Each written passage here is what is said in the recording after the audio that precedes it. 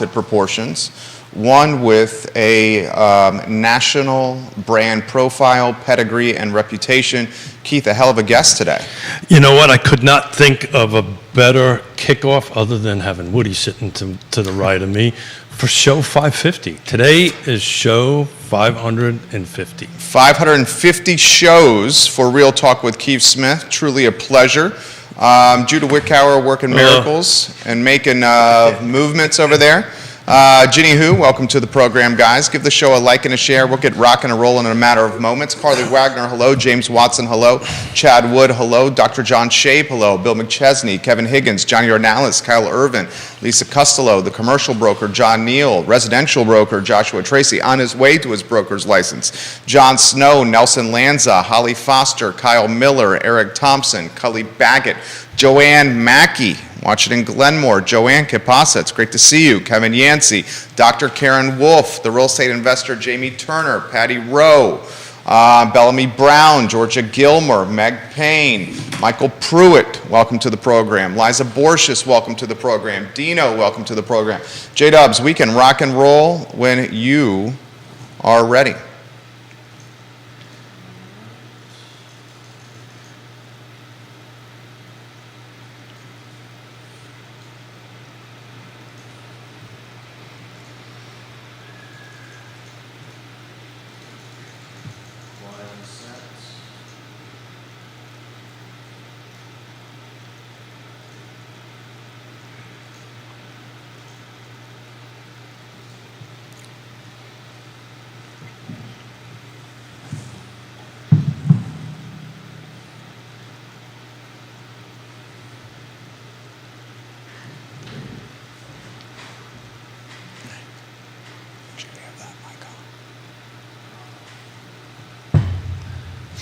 Guys, welcome to Real Talk with Keith Smith. My name is Jerry Miller. Thank you kindly for joining us. We are live in downtown Charlottesville, and it's truly a pleasure to connect with you. Today's guest, which we will get on the line, is a lady that needs absolutely no introduction. Dr. Lisa Sturtevant will join us on this show in a matter of 20 seconds. You, the viewer and listener, can chime in with thoughts, perspective, questions, and just ask where the market is going. We encourage you, the viewer and listener, to like and share the show anywhere you are watching. Johnny Ornalis, thank you for doing just that. And if you have a question, put them in the feed, and we will ask them live on air. Judah, let's go to the studio camera and then the 3-shot, and let's welcome Keith Smith and Woody Fincham to the program as I get Dr. Sturtevant on the line. Good morning, everybody. Lisa probably won't say this, but in my opinion, she is the premier economist in the real estate space in the nation. And I'm just fortunate to be able to chat with her and have Woody to my right and Jerry and everybody. So we're going to ask some questions. We're doing this over the phone line. Yes, actually, iPhones can be used to make phone calls. Who knew that this was even possible? And Lisa is on the line. Lisa, good morning, and thank you kindly for joining us on Real Talk this morning. Good morning. Thank you for having me. I appreciate it. It's absolutely our pleasure. Keith Smith and Woody Fincham, quite excited. Keith Smith, why don't we get rocking and rolling? Well, first and foremost, for the 6 or 7 people in the world who don't know you, why don't you go introduce yourself real quick, Lisa, and then we'll kick it off from there. Yeah, no, that sounds great, and you're always so kind. And Keith, it's so great to be with you this morning. I know we had a chance to work together. I was formerly a chief economist with Virginia Realtors. I am now, for the last year and a half, a chief economist with Bright MLS.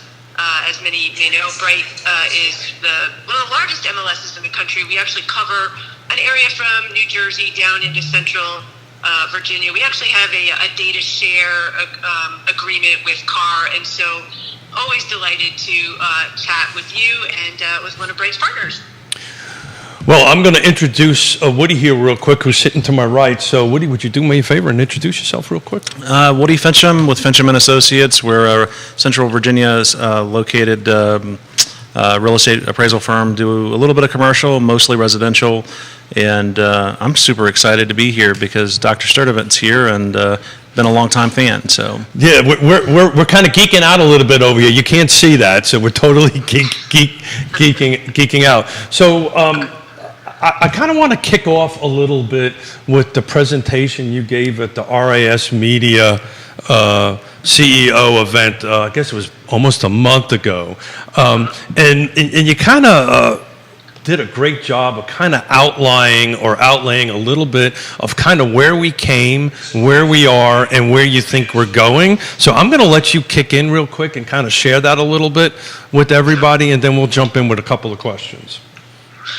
Yeah, Keith, I'm happy to. It's funny, in a month, a lot has happened, right? We've seen, a lot of what I was talking about at RIS had to do with how the government's response to the pandemic has really created this very long-lasting impact on the housing market. And one thing in particular is, the fact that monetary policy, which brought federal funds rate down to close to zero, brought mortgage rates down to a historic low, drew in a lot of buyers. I know in the Charlottesville area in particular, one of the hottest markets during the pandemic, as people had increased savings, rock bottom mortgage rates, the desire for more space. We had 14 million homeowners refinance as those rates were low, but then in a sort of a whiplash move, in response to rising inflation, we saw the Federal Reserve quickly raise rates. We saw the fastest increase in mortgage rates in 4 decades. And now, according to Freddie Mac, last week, the average rate on a 30-year fixed is about 7.5%. And so what we've seen is that the market is just, kind of in a contraction mode, where this interest rate environment has shut down has slowed buyers and sellers at the same time. Buyers have been maybe surprisingly resilient over the last couple of years as the market has continued to march forward and home prices in most markets have continued to rise. But I do think we're sort of at a pivotal point right now as we head into the fall, where rates at 7.5% might just be, too much, and people are going to cry uncle. The holidays are coming. People are sort of slowing down anyway, and I think we may be seeing a little bit of a turning point in the market. But we do know, and I'll end with this, as we move forward into 2024, inventory is going to remain limited. Supply is still so low. Supply is in some ways locked down by these mortgage rates that escalated so quickly. And so even if the market does contract as we head into Q4 and into 2024, I don't expect prices to drop. I don't expect there to be a major price correction, rather than just a contraction on both sides of the market as we work our way through this transition period. So I like to use the term, our prices are going to decelerate, not de-inflate. In other words, not go down. I think you're going to see them slow down. But back on this interest rate versus sales price, and Woody and I are going to tackle this on the local market once we wrap up our conversation. But I was just looking at in Charlottesville market last quarter in 2022 versus this quarter, we're down about 24% in sales, but we're up about 8%, and that was at roughly, at the end of that quarter, we were roughly at 7.31.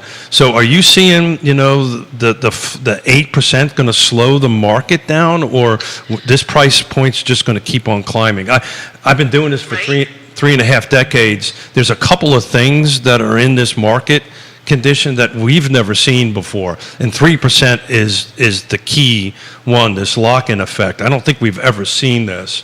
So I wonder if you can expand a little bit on why you think if we hit 8%, we're going to slow things down a little bit as far as valuation goes. Yeah, you are absolutely right. This is an unprecedented market, and I'll be curious to hear what you and Woody are thinking as you look at the local market.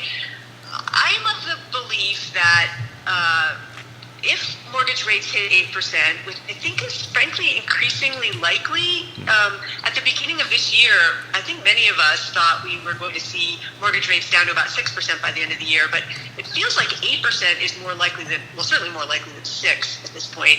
And I think there's 2 reasons why I think we're going to see a contraction in the market and a pivot, right? We've been to something that sort of takes a little bit of the wind out of the sails of this surprisingly resilient market. And the first is the fact that, for many people, the numbers simply aren't going to work anymore at 8% with home prices still rising as quickly as they are.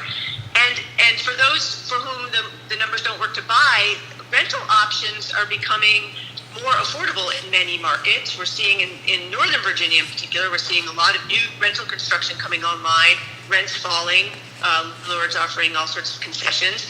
And so I think we are going to see, for first-time buyers in particular, are going to find that 8% is just not doable. But then second, look, buying a home, selling a home, big financial decisions, also super emotional and psychological.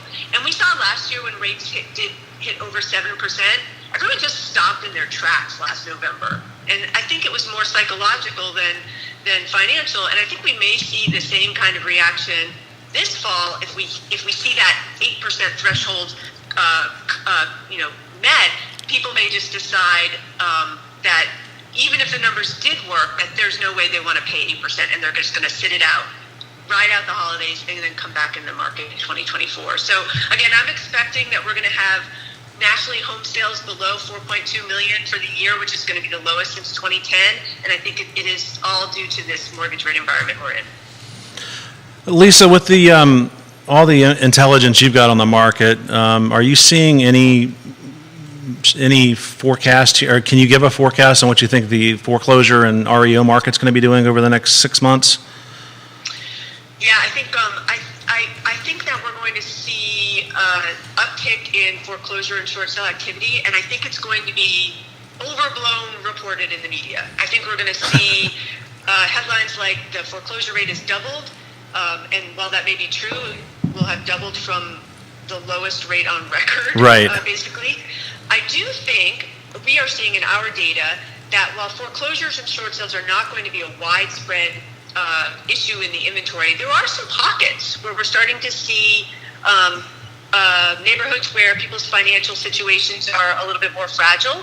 But when we are seeing foreclosures and short sales coming on, we're still seeing a lot of ready buyers, and we're not seeing that be an issue that's going to contribute to inventory in any significant way. Now, if we go into some major economic recession next year, which is very unlikely at this point, the situation could change. But right now, with homeowners having record levels of equity in their homes, with the labor market still relatively resilient, foreclosures, in my mind, don't seem like a big issue in general. There may be pockets where we are seeing more homeowners stressed out.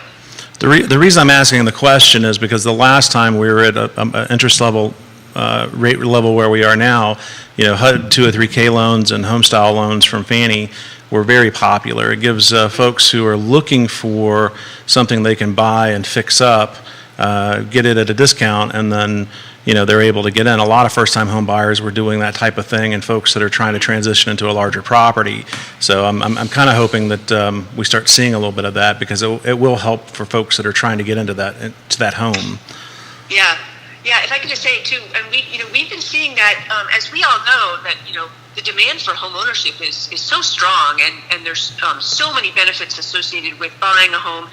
We're seeing that home buyers are being having to be a little more creative. We're finding the value of real estate professionals, including real estate agents and appraisers. The value of these real estate professionals is even higher now than it's ever been. And we are seeing first-time buyers who are, buying with their parents or trying to find a home. Maybe that's a fixer-upper, or maybe a home where they can rent out part of it in order to take a little bit of the edge off of the monthly payment. And we are in Virginia also tracking, particularly in Virginia, assumable mortgages in the VA product, seeing if that is a place in which buyers can get into the market. Yeah, assumable mortgages is something that's starting to creep back up into the market, but the volume of VA mortgages versus the overall market is pretty small. I mean, look, I think, and I've been saying this for quite some time, I think this inventory crunch that we are in, I prefer the word crisis. I think we're 5 to 10 years out before we start seeing anything on the other side of that, probably closer to 10 years. Would you agree or disagree with that, Lisa? Yeah, I 100% agree, and I feel like the inventory crisis, and I think that is the right word, Keith. The inventory crisis is a long time coming. We know in the Charlottesville area, like in many other places, we haven't been building enough housing to keep up with demand.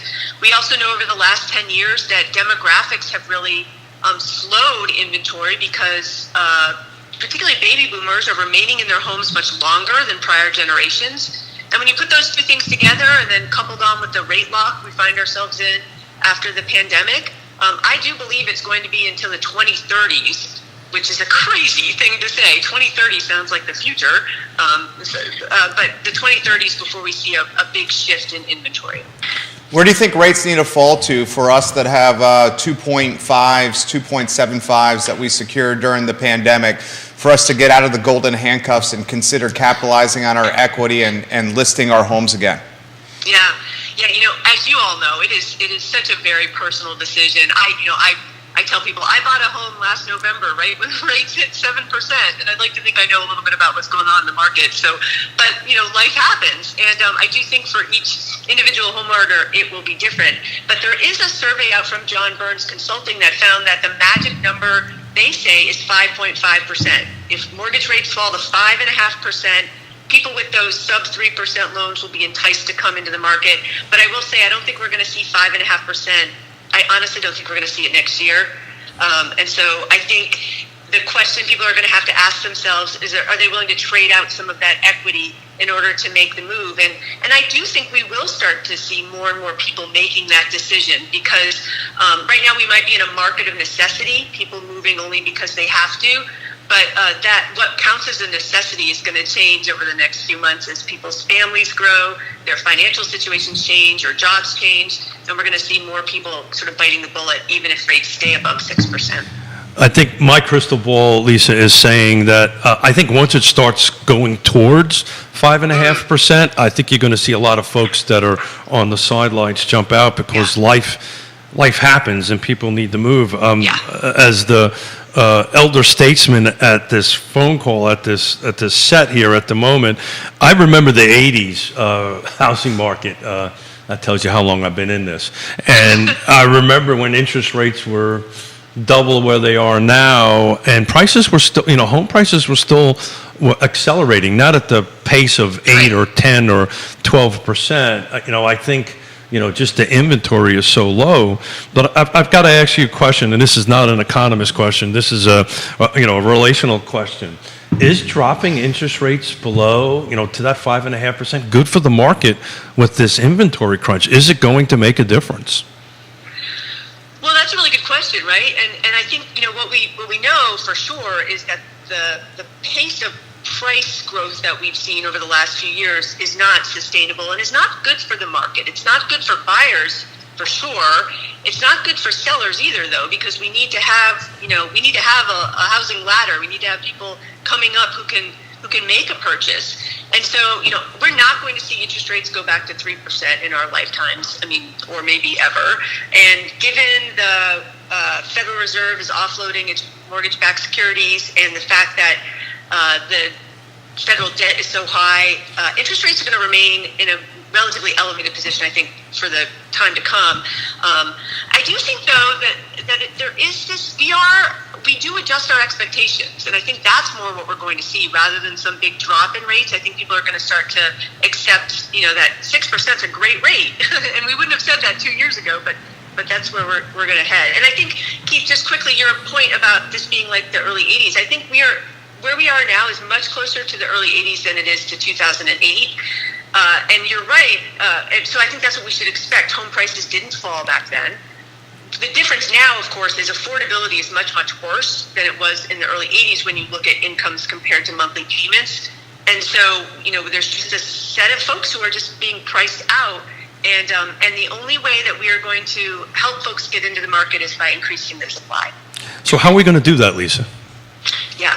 So, there's a few ways. The first way is you can figure out, are there ways to incentivize people who are holding on maybe to a second home or a home that's too big for them to put it on the market? And that involves policies related, federal policies related to capital gains.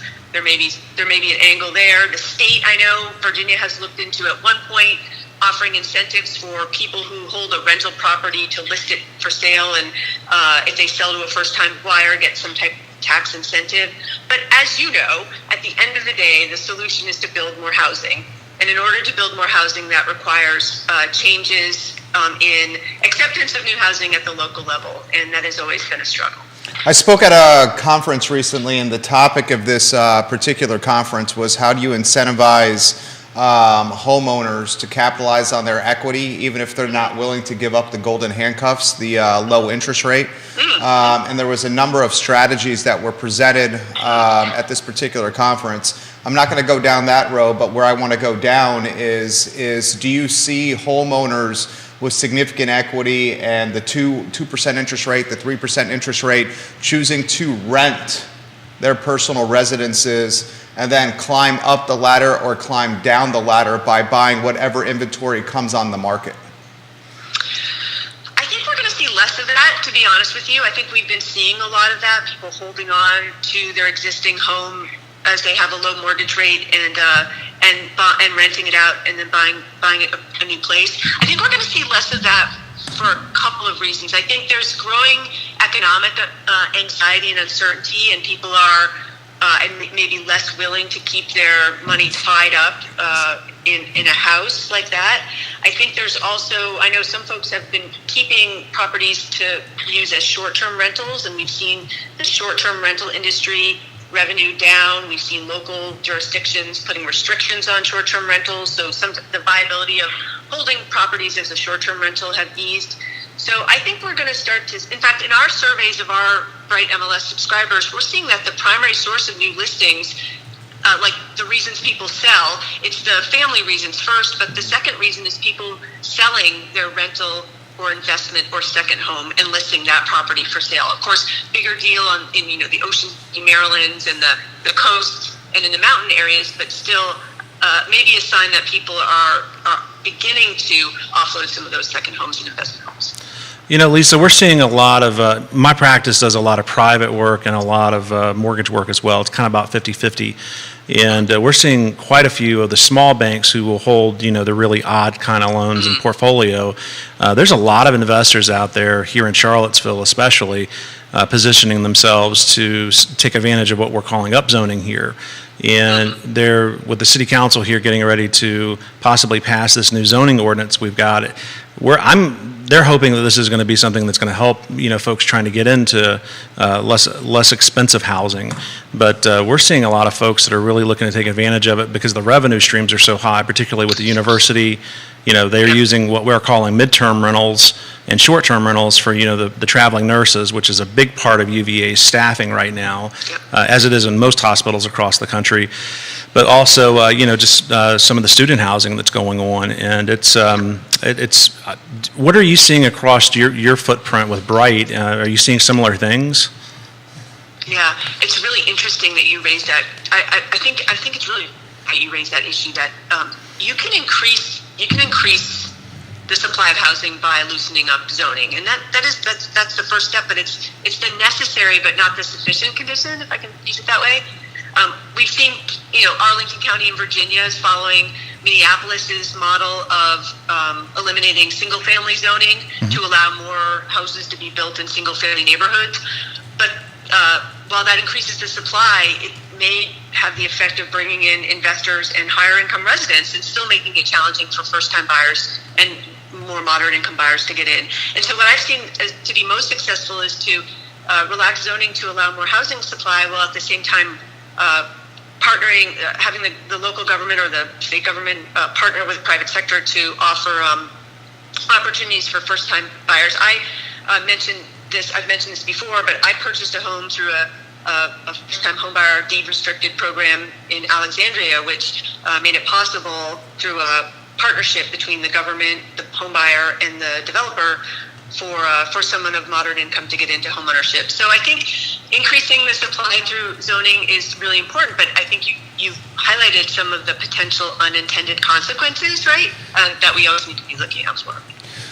So, Lisa, I am part of a cohort, national cohort. I think we've had conversations about this before, that we're looking at missing middle amongst different jurisdictions. Mostly this ordinance started out west.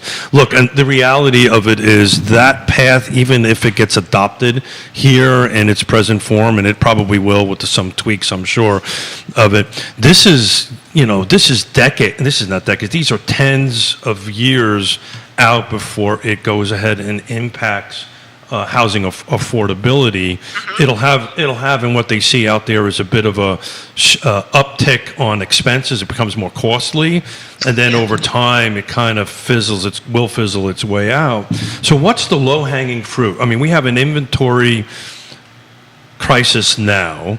What's the low-hanging fruit outside of zoning changes that we as professionals can help our sellers and our buyers in today's market? Does that make sense, that question?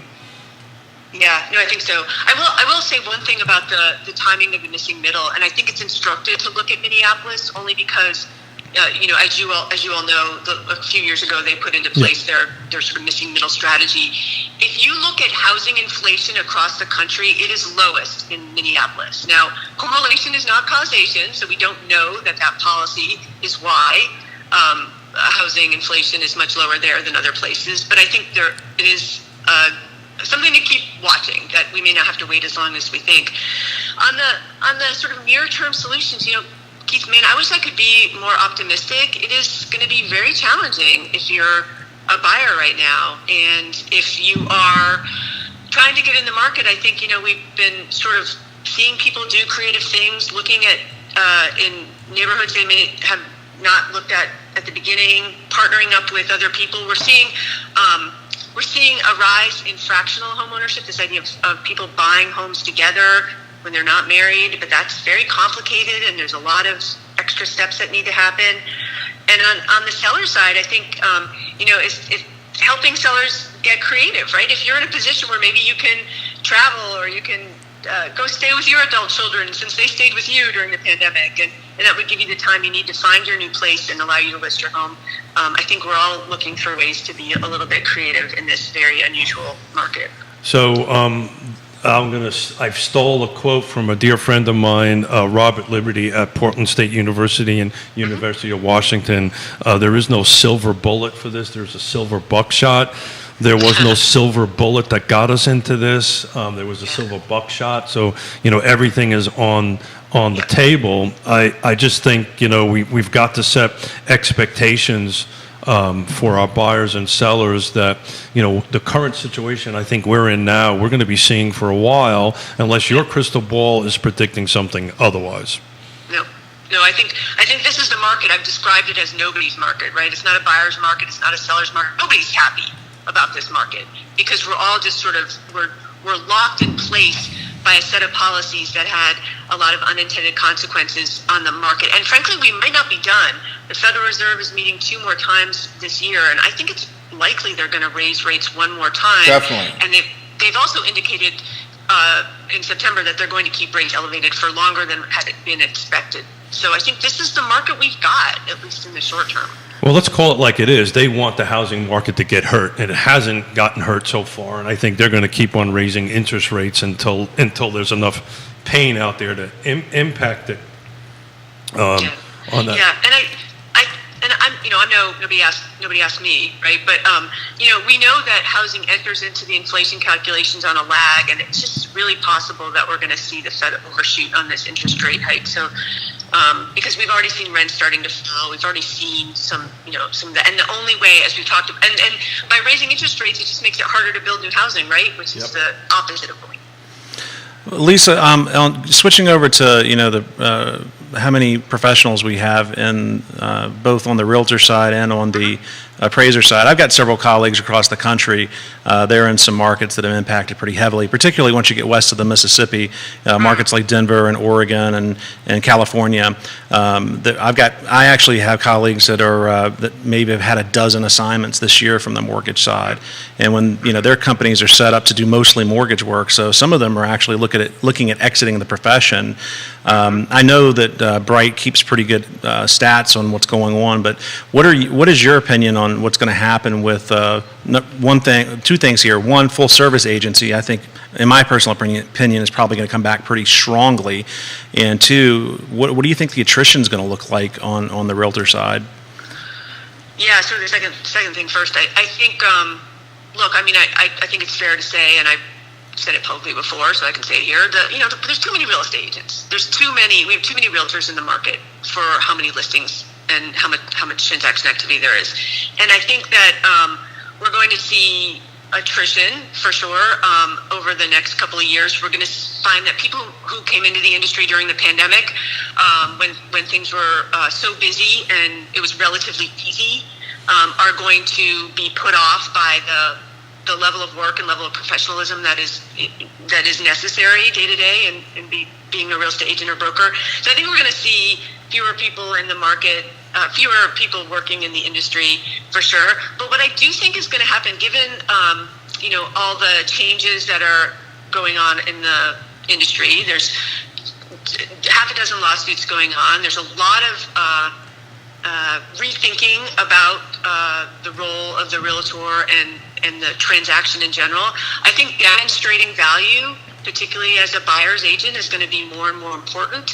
And I think we have to rethink about the value that real estate agents and brokers bring to the consumer, whether that's through full service offerings or simply educating fellow agents and consumers about the value that real estate agents bring to the transaction. I think that's going to be a really important kind of angle in the industry next year. Yeah, I'm just going to be the one to say it here live. Our industry this time next year is going to be 180 degrees different than we are today. It's on its way. You and I listened to a couple of folks at the CEO conference when the major companies are starting to prepare for this. I'm actually, and this isn't the show for it, but I'm working on a masterclass topic on that for those of us that are in the industry to help navigate what about is I think this is a snowball about ready to turn into an avalanche, and it's going to happen quickly. I may be wrong, but people a lot smarter than me are predicting the same. But I will say this just to get this out. I've been doing this since 1987. I've never been more excited about real estate than I am now. I've said this on the show a bunch of times because this is when the pros show up. And we've got a ton of pros in our industry, and they're going to do well. And the people that don't want to keep their education up and how to negotiate. I mean, we're going to have to negotiate. If you're a buyer's agent, pretty soon you're going to have to negotiate for your own commission, and that's going to happen sooner than later. It's an unpleasant topic. Some folks are putting their heads in the sand on it. If you want to touch this topic, great. If you want to move on to something else, that would be great. But we're going to be in a different world 6 to 12 months from now.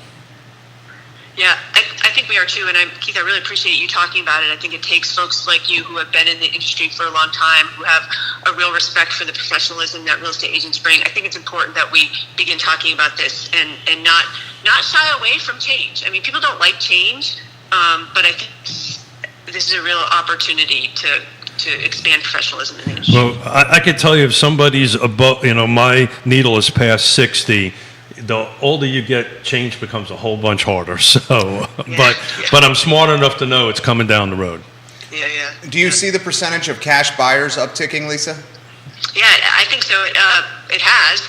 At least in our market, we have the highest share of cash buyers in the Bright MLS footprint since I've been tracking it, which was I guess we have 20 years of data now. We saw that when rates were 2.75%, basically free money, there wasn't a lot of interest in buying cash. But we have seen that about a third of our transactions right now are cash. And that's frankly one reason why the market is still moving as much as it is, at least in our market, because we have folks who are sort of not sensitive to interest rate. I think, again, talking a little bit about whether there will be an economic recession, and if we do see a softening in the economy and people becoming a little bit more conservative, I think we'll see the share of cash buyers ease off a little bit. But right now, it's still at a record high share, at least in our footprint. So I have a slide for our local market that covers that, which I just asked Judah, our director, to put on. But first quarter in 23, 28.5% of the sales were cash, 55.6 were 30-year fixed, traditional 30-year fixed. Second quarter was 28.3 on cash, 56.87 on 30-year fixed, and then this recent quarter, we were 27.7 and 56. So we've been hovering around 28% cash and hovering right around 56% 30-year fixed for at least the first 3 quarters of this year. And I've been tracking this pretty hard locally, but that's been kind of the trend for the last 12 months, somewhere around a 28, 56% split on that. Are you seeing that in your marketplace? Yeah, and like I said, we're around a third bright footprint wide, and we're up from about low 20s, a couple of years ago. Sure. And so yeah, the cash share is sort of holding steady in our market at about a third of sales, which in my mind, frankly, is like kind of blows my mind sometimes. This is true even in the Washington area market, for example, where median home price is around $600,000, so it's a relatively expensive market. We're still seeing cash coming in really pretty quickly. Well, it's interesting when you dig into the cash numbers. Most of our cash here in our market is pretty much north of $500,000 or $500,000. The lower level is typically not cash, and I'm working with a closure title to try to figure out, what is the influx of the investor buyer in our marketplace, because our Paragon unfortunately doesn't allow me to break that out, so we have to actually dig into the deeds to see, but we're going to be working on that for a future show. Yeah, that's great. Well, keep me posted, because I am interested in that as well. We don't have great data on the share of cash buyers that are investors either, but we are seeing a lot. We do know from survey research that a big chunk is primary residence buyers buying with cash, at least in our market. Yeah, it's the folks that sold in your market, our market anyway, your market or the Northeast market, pocketed a little bit of cash and moved on. But I will tell you, I built 600 homes in my career, most of them for Yankees that have funny accents like me. And almost every single one of them were cash, and almost every single one of them since the 80s until when I got out in the time of great unpleasantness with a sale of a property up there that they used to buy down here. So this is not a new phenomenon. Yeah, we're still seeing a lot of diligence appraisals on the private side where folks are not getting a mortgage, but luxury level and all the big price tickets out here, or price points rather, folks are still interested in what the market value is because they want to understand their risk position. So I've never seen a market like this. It is interesting. Lisa, we appreciate your time today. We certainly look forward to maybe catching up in the future with you. Your insight, your perspective, your reputation precedes you, and you've certainly made the program considerably better. Well, I can't thank you enough for the chance, and hope to see you all perhaps in person, maybe in the spring market.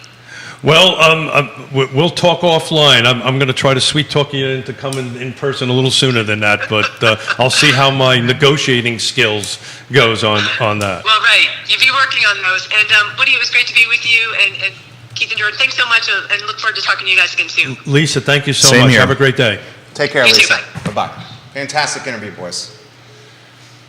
Yeah, it's look, I'm just flat out honored and flattered that, and I said this in the intro, I consider her, if not the premier, awfully close to the top premier economist. And one of the reasons I love talking to Lisa is she's a no BS kind She shoots it straight. Yeah, no Yeah, BS. there's no salesmanship, rosy-colored glasses. Couple of highlights from the interview. Straight up said 8% on the horizon. Yeah. Also said that, as we've predicted on the program, another rate hike on the near horizon, and that this could be the market into the 2030s, were some of the takeaways that I had from that. What do you think, Woody? I don't disagree with anything that I've heard. I mean, Lisa's always spot on with her stuff, and she's just reiterating, I think, what we've all been saying on the show for a while. And our new normal is the normal. I mean, I don't think we're going to see anything shifting one way or the other real severely anytime soon. Of course, who knows what's going to happen in 3, 4, 5 months, but it'll be interesting as we get through the winter market and then into the spring market. I think this next quarter, when we have this show, the first Monday or whatever of January, and when we take a look at this third quarter, I think this third quarter is going to be the predictor for us going forward. I think we're, this may be unpopular, but I think inventory and the volume of sales are going to continue to drop. We're at 24% quarter over quarter right now. I think you're going to start seeing that dropping and probably leveling out. But I've said it before, I think you're going to see somewhere between a 3 to 6% kind of normal year over year, quarter over quarter valuation increase. Do you agree with that, Woody? 8 to 10,000 new citizens coming in within the next 5 years to this market. It's something we've never seen before. I mean, you're talking about market forces. It's really difficult to forecast. We don't have enough inventory coming online as far as new construction goes, and the folks that are coming in at management level or higher positions, they can be more competitive usually than most folks in the median or lower. So it's going to put a lot of stress on the market for sure. Will it lengthen out times to 3 to 6 months? I honestly don't think so, but I don't know. I mean, I'm sort of hedging towards the side that we're going to remain with a lot of strong demand in our market because of the things you're talking about. With this new schools coming in and everything else, and we got a data center coming in Louisa. 2 of them. Yeah, there's just employment drives population drives real estate, residential real estate anyway. So I can't see it diminishing any, but who knows? And Bloomberg just highlighted the Charlottesville metro area as number 15 in the nation for remote or hybrid work. A national news outlet telling the world this is 15th in the country for remote or hybrid work. We have an awesome lifestyle community here. I mean, if you're raising a family or you're just here with your significant other, it's a lovely place to live. I mean, I don't think my wife and I will ever live anywhere else. I know we won't, but just for the sake of a talk show and take a little bit of a pushback on that, right? So, bring it, Smith. Yeah, not so much a pushback, but let's call it a little bit of reality. The bottom line is our inventory isn't going to grow, right? Prices will grow. Yeah, which puts more stress. Which puts more stress. That's why I think the 3 to 6% increase in valuation year over year is light. Yeah. I think it's light. We're going to find out. Third quarter, according to CAR, Albemarle County was 11% year over year. 2023 versus 2022. If we had 8 to 10,000 new people with 6-figure jobs in the next 5 years, that is going to put significant demand on limited inventory in this market. So I don't have a slide for it, but while you guys talk, I actually did the math for the third quarter in Albemarle County, and I'll tell you what the third quarter over third quarter is percentage-wise while you guys chat for a moment. Yeah, I mean, with that type of stress on inventory, I mean, things are going to absorb almost as soon as they come on the market, like they've been doing, unless something changes. I mean, I don't see anything in the calculus right now that would lead me to believe that we're not going to see almost immediate absorption as long as things are priced reasonably. Now, some of the survey data that I'm getting back from agents as we do our diligence on each of the transactions that we use for our comparables and the sales that we're working on as a firm.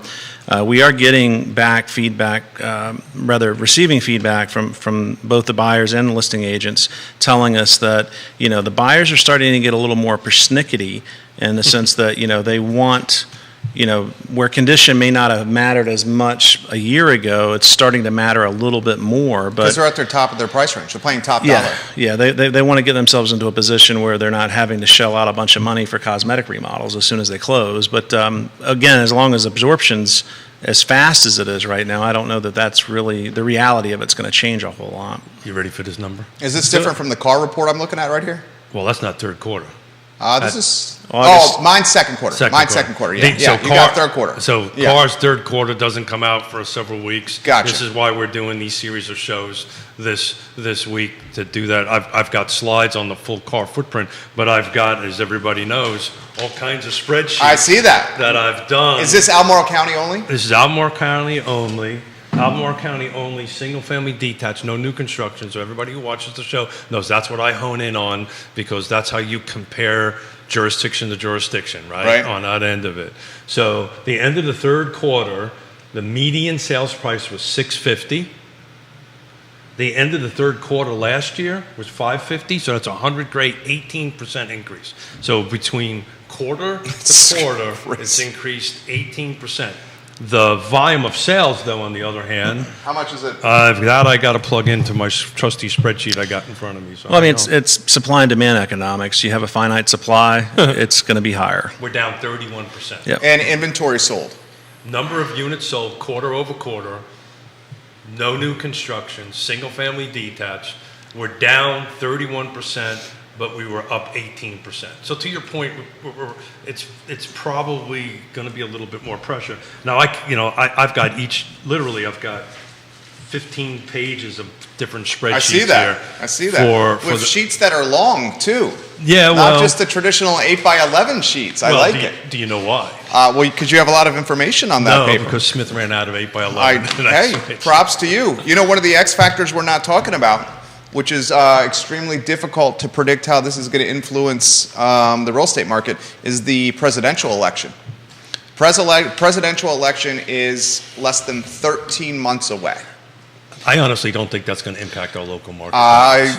Housing affordability, I think, is going to be a key factor Absolutely, but it's not in gonna- this presidential election. It's going to be a talking point, but like at most of the talking points between the major parties, it's just a talking point to get the bases fired up. I mean, if the executive administration really had an effect on what's going on in housing, Jimmy Carter would have had a second term. That's fair. How they could have an impact is some direct or indirect pressure on the Fed. How much? Well, how much Fed- control do they really have They on that? do though? not. The Fed Yeah. is an, there's Totally independent. There's Yeah. behind the scenes look, but the reality of it is most housing Uh-huh. is affected by state and local, mostly local. Now we're a Dillon rural state, so that means local can't do anything unless the state tells it. So in our state, if there's going to be an impact from the election side, so local elections and state elections are going to matter. I think at the presidential level, the Fed generally does not have a lot of impact on the local. It may have some impact with. Besides the rates. Well, that's not the federal government. That's a separate entity that is Federal Reserve. the Federal Reserve. But Yeah. It's not the election. These folks are not elected. They could change some of the environmental issues, as we know. $94,000 is attributed to expenses.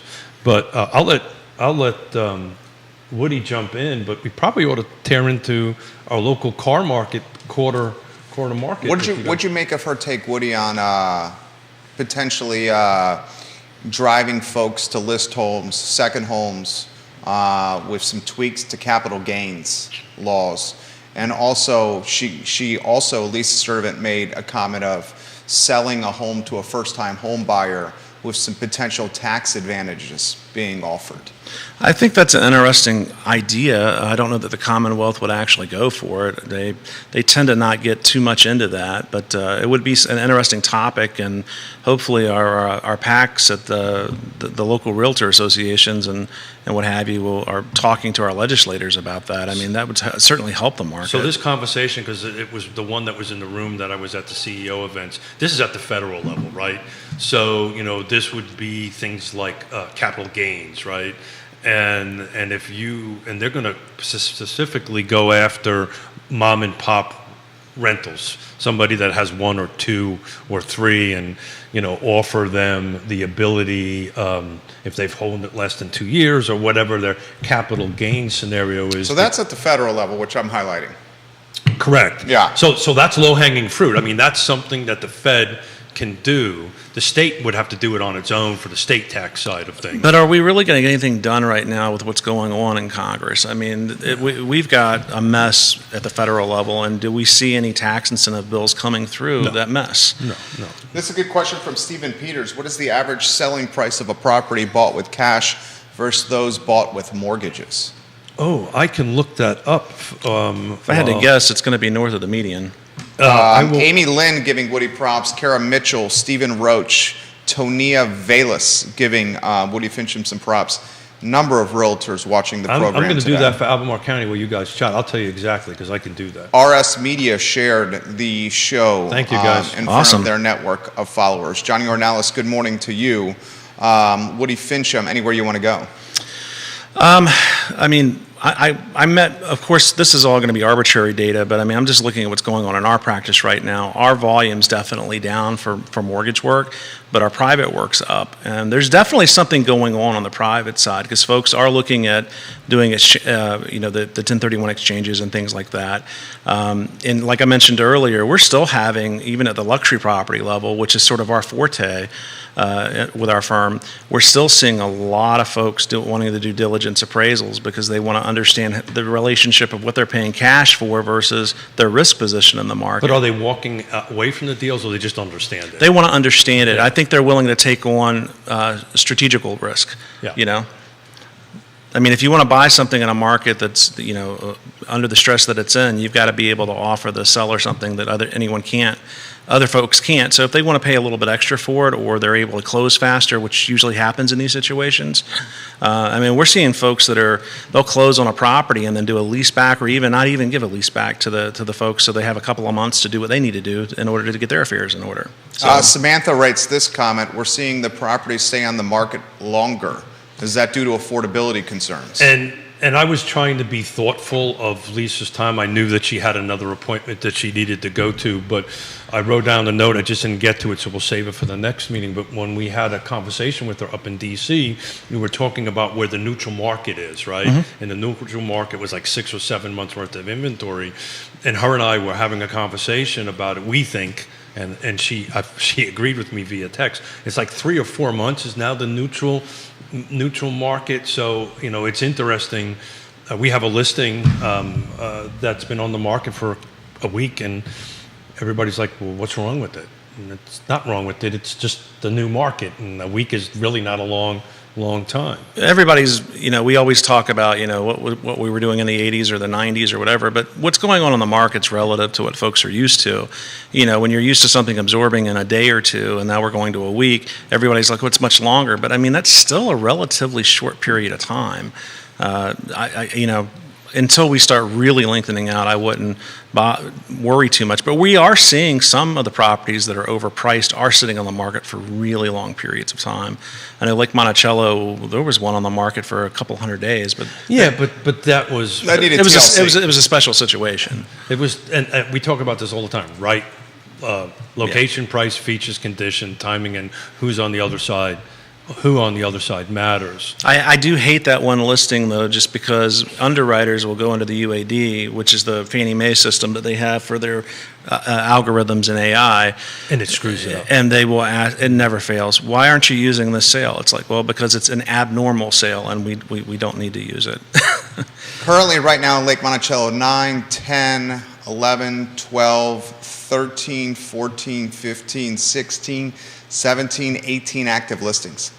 So I'm able in the Paragon to take a look at cash versus 30-year convention and all that kind of great stuff. So I just did Albemarle County, no new construction, single-family detached, just what was happening in the last 30 days on it. So there was 15 that were cash, 21 that were conventional. You ready for this? Yeah. The median sales price on cash was $580. Okay? The median sales price on conventional was $587. So it's actually the loans a little bit. That's pretty darn close. That's really equal. close. That's equal. But Yeah. I expected to see the cash The delta to be larger. delta to be large. He expected the that cash was buyers to have median? more leverage. That was median. That's median. Average, the average is way different. The average is 793 for cash versus 691 on finance. Yeah, the outliers are pulling it. Just a quick look-see on that. VA and there's really, VA was only 4 loans, rural development was only 1, and non-specified, which God only knows what that is, was 1. Holly Foster gives us congratulations on show 550. Thank you, you. Queen of Henrico, for those props right there. Logan Wells Kalelo, hello and welcome to the program. Thank you for watching the show. Stephen Peters, we appreciate your questions here on the program. Woody, this is a good one that's coming in for you. Woody mentioned upzoning having little to no impact on this market. Can you expand on why? Oh, I think it's going to have an impact, but I think it's going to have an inverse impact from what the politicians are hoping that it'll have. I think it's going to make things less affordable because investors are going to see an opportunity to maximize density, and it's all about their revenue streams. If they can increase, as many units as they can on a piece of property, and they're getting a couple $1,000, $3,000 a unit, they'd be crazy not to do it if they're sitting in that position. So, and we've not represented it because we don't I'm not a real estate agent. I don't buy and sell. But we've had several clients over the last year that are looking at this, and they're going in and using non-traditional loan products and even their own cash to go in and be in a position where they've got property that they can take advantage of the upzoning as soon as it happens. So these other marketplaces, then this is going to be a bell curve, right? It's going to get adopted. Things are going to go higher up, and as inventory increases, right, this is just going to be a supply and demand thing. Then you're going to start seeing it dropping down on the other side of it to help that. But that distance between today and when that helps, nobody really knows, right? Because like the good doctor said, I mean, the one that's been doing this the longest is Minneapolis. It's only a few years. Right. So they're not into this for 10 years. They're not into this for 15 years when you can go ahead and do this. That's why I'm saying that bell curve is probably going to be a generation before it's going to increase. More inventory is going to help, right? It's just logical, but prices will increase, and then at some point they'll kind of level. Well, demography is telling us already in 10 years we're going to see that bell curve is going to happen, not for that reason, I think, but because we're seeing less folks coming into the real estate market in about 10 years. You know, the millennials and... I just was reading an article about Gen Zs. Mm-hmm. And we haven't been talking about Gen Zs for a while, but they are now starting to come into the market. They Jerry, help me with this. They tagged them Zoomers. That's what you call them. Gen Z is Zoomers, and they are starting to come out of college and getting ready to move into the buying. Well, the young millennials and the Gen Zers, and if you want to hybrid them, there's Zillennials, are choosing to have, to Woody's point, kids at a smaller clip or frequency because it's so expensive. And later in age. And the expectation with this is a population decline. A lot of folks calling a population decline on the horizon. So they're calling that A, right? Just a new generation that they've been talking about. I think it's called Alpha on it, and Jerry's 100% right. Everything I've read is all of a sudden there's going to be a decline. But that's, like I said, a generation out. 20, 25, 30 years, something like this out. The demographers I read are saying more like 10. Really? Yeah. Louis Delgado giving Woody Fitchum some props right now. Viewers and listeners, if you have a question, please put them in the feed. We'll relay them live on air. This is an interesting question from North Downtown's finest, Grayson. What's the market look like this time next year, as Jerry put it, around the election? A local market. Yeah, so my opinion is I think there's the number of, when we look at a trend line, right, we're going to look at the number of sales continue to drop and the values continue to climb. I think you're going to see a crossover on that probably in the beginning of next year. If you would just delay over the trend of volume of sales and the increase in price, I think we're going to cross. We haven't quite crossed yet. We're getting awfully close to it, but I think that's what you're going to start seeing. Volume continue to drop, prices continue to rise. The question is how much.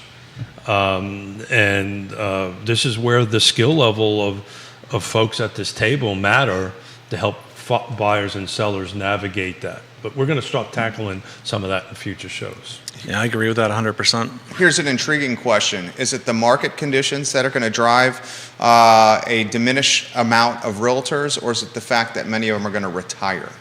Well, it's all of the above, right? Because what's the average age? From what I understand, I think it's 57. Right. But I may have that wrong. Somebody who's smart can dig into that. But I think the average age is 57. It's, if not 57, it's awfully close to 50 on that. But yeah, you're going to see. Look, I'm got to be somewhat careful because there's a lawsuit going on and things have not been settled yet. But I can tell you. You want to set the stage for that? Yes. So there are several lawsuits floating around in reference to compensation, particularly on the buyer side and the seller paying it. There's a couple of companies that have settled. We have to be a little careful because I believe the first court date is on the 16th of October on that. I've been tracking this pretty closely, also sitting down with the people that know about this way more than I do, and having conversations. At the end of the day, as I told Lisa, the way we do business is going to change probably within the next 6 to 12 months. And that in itself is going to drive a bunch of people out. Because those of us who've been doing it one way for several decades and have to change, we don't handle change well, and I might end up retiring. Not that I would, but I might end up retiring. Not that I can. That's a better choice of words. But it's going to change, and I'm working on a series of shows for that, and I don't really want to give too much away on that topic, but it's coming up. So, you want to touch that? Yeah, I just have to give the caveat real quick that because I sit on the CAR board, board of directors, I can't speak for CAR, and I'm not speaking for CAR. I'm speaking for myself personally. But I do lurk in a lot of social media groups for real estate agents because I am a realtor, because I'm an appraiser member of NAR. And I'm really surprised at a lot of the, and I'll call it unprofessional commentary that I see out there, where folks are complaining about having to do more work now. And it's like, well, the listing agent needed to go out of town, and now the buyer's agent is complaining because they're covering the listing agent's side of it for the weekend or whatever, or vice versa. And I'm just shocked by that. I mean, there are a lot of folks out there that don't have any work and would gladly take whatever they can get. So, like I said earlier when we were talking to Lisa, I think full service agency is going to make a very strong comeback. Unpack that. I mean, we've seen over the last several years where limited service agencies been out there, where folks are just getting access to the MLS. They're paying a fee for it. They don't want representation of any kind. But what a lot of consumers forget is that negotiation is really what a good realtor is going to do for you, in the sense that they understand how to negotiate. I'm seeing things on some of these forums where they don't know how to handle an FHA loan, where the appraiser has tagged a few things that have to be repaired in order for the property to qualify to go to closing. The roof has less than 2 years left on it. In that situation, the roof has to be replaced. That's a requirement by FHA. And I'm seeing agents that have never dealt with that, and they're not negotiating in good faith for their client, not intentionally, they just don't know how to do it. Yeah, so Questions coming in for you, Keith. So are you saying that the buyers are now going to be paying the commission themselves? So nobody knows. That's the problem, right? Because the settlements of the two companies that settled haven't been released yet. This hasn't gone through the full process. I will tell you, because this is public record, NAR, National Association of Realtors, has just said it's okay now to put zero as a compensating amount. Now the individual associations have to adopt that or not adopt that or whatever. So this is very high level topic that I'm working on a series of shows on, that to include a series of master classes, which hopefully Woody will join us on how to negotiate. The long and short of it is, if you're a buyer's agent at this point in time, you're going to have to now negotiate for your commission. How that looks and how that's going to take, now is the wrong choice of words. In the near future, I think the thing is, this is not a matter of if, this is a matter of when this is going to happen. Is it going to happen 1 month, 2 months, 6 months, 12 months from now? And this is a bit of a sticky wicket, because I do not want to put my dear friend Woody in a bad spot here, because he's on the car board. But reality is reality, and this is coming, and it's coming, and I'm excited about it, because that just raises our level of professionalism, and it's part of the reason I'm excited about real estate. But you're going to have to have a conversation with your buyer pretty soon about how you get compensated. And if you're not thinking about that now, you should be. Anything you want to touch on that? You want to go to the next topic? Well, real quickly, I'll just, because appraisers that are successful in their markets have to do this, and I have a lot of colleagues that are really, really good at being appraisers, but maybe aren't so good at the business development end of it. And I think you're going to see a lot of buyers agents kind of transitioning. They're going to have to transition over to how appraisers kind of distinguish ourselves. And you've got to be, as a professional, that educator for the market. You've got to be able to talk about what your value is to the consumer, and you've got to be ready to do that in a moment's notice. It's not something that you're going to get you get a first impression with something like that, and you're either going to be able to seal the deal with the consumer or you won't. So if you really talk about strong negotiation skills, I think part of being a professional is being able to talk about what we do for a living and bring why we add value to the transaction. So this whole conversation is extremely layered. There's multiple moving pieces, and it's extremely difficult to do in a live setting. That's the reason why I'm kind of taking my time on explaining this. But those who are interested, they should keep an eye on it. It's probably not going to be the end of this month, probably the beginning of this month, but I'm working on a series of how, as real estate agents and professionals, we should tackle this in your everyday business. And I'm making phone calls because there are MLSs existing around the country that have that allow zero for buyers. So I'm having meetings with them. Okay, how are you managing this? So I really don't want to get too far ahead of myself and too far ahead of the topic, but keep an eye out, guys. It's coming. Neil Williamson, welcome to the program. We appreciate you watching the show. Neil, Vanessa Parkhill, hello. Logan Wells Colelo, hello. Katie Pearl, Sarah Hill Buchansky, hello. Angie Fink, hello. Welcome to the program. Thank you kindly for watching us. Do we hit 8% by year end, gentlemen? No, I think so for sure.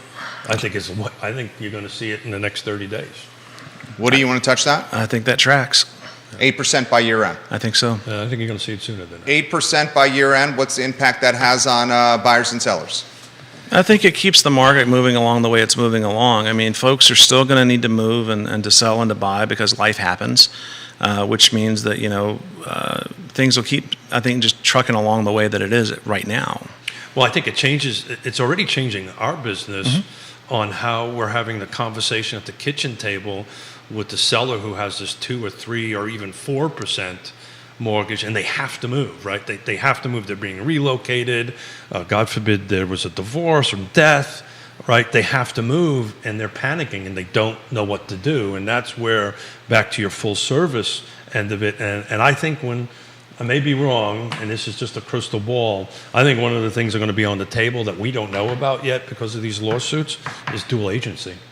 Explain that. I'm seeing questions on the feed about Woody having to put full service, more simplistic terms, and dual agency. If you can unpack that as well. You go ahead and unpack. So getting back to full service, I mean, it's no longer just throwing something on the MLS and it's going to sell tomorrow. I mean, I think you're going to see agents are going to have to evolve into being able to, market the property correctly, deal with both buyers and sellers in a way that, really does require them to do more work than they're doing. I mean, I've gotten to the point now where it is a shock to me as an appraiser when I go out to look at a property under contract that we even have a listing agent even show up and talk to us. So let me stop you right there.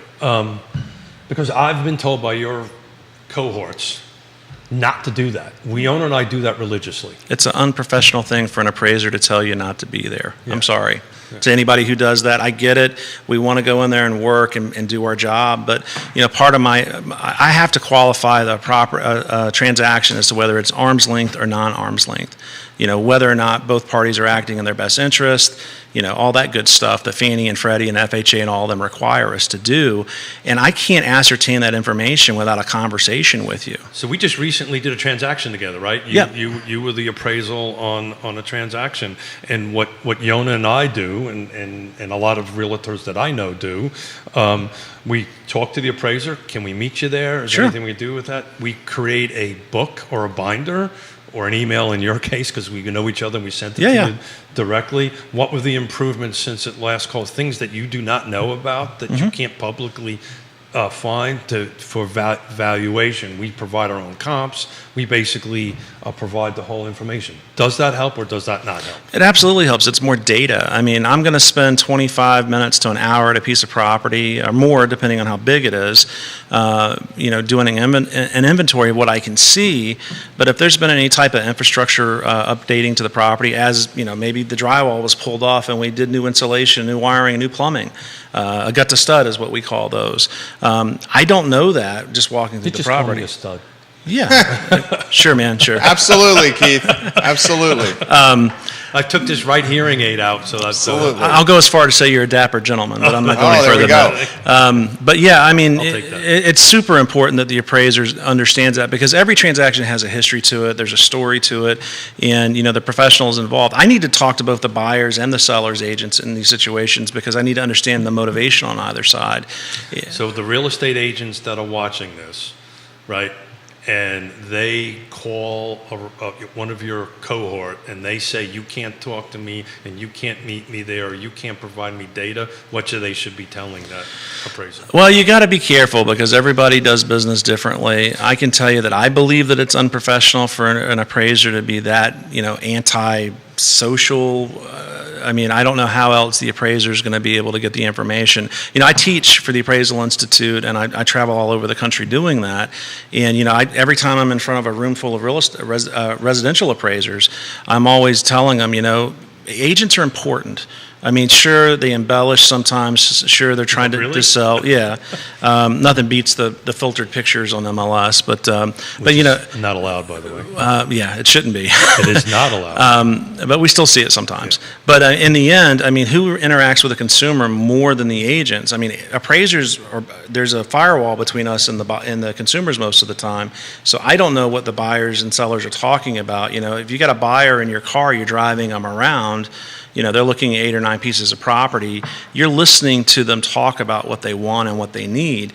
I can run statistics all day, I can trend it all day, but in the end, I got to have causation for any correlation that I get out of the market, and that's all in context that I get from agents. So short answer is thank you very much. I'm going to meet you at the house anyway with my package. Have a nice day. Yeah. If you decide to use it or not is up to you. Yeah. Explain dual agency, Keith Smith. So dual agency is when I, as a listing agent and a buyer's agent, represent both the buyer and the seller. I can tell you at our little brokerage, we do not do dual agency. We will never do dual agency. We do see it in this market.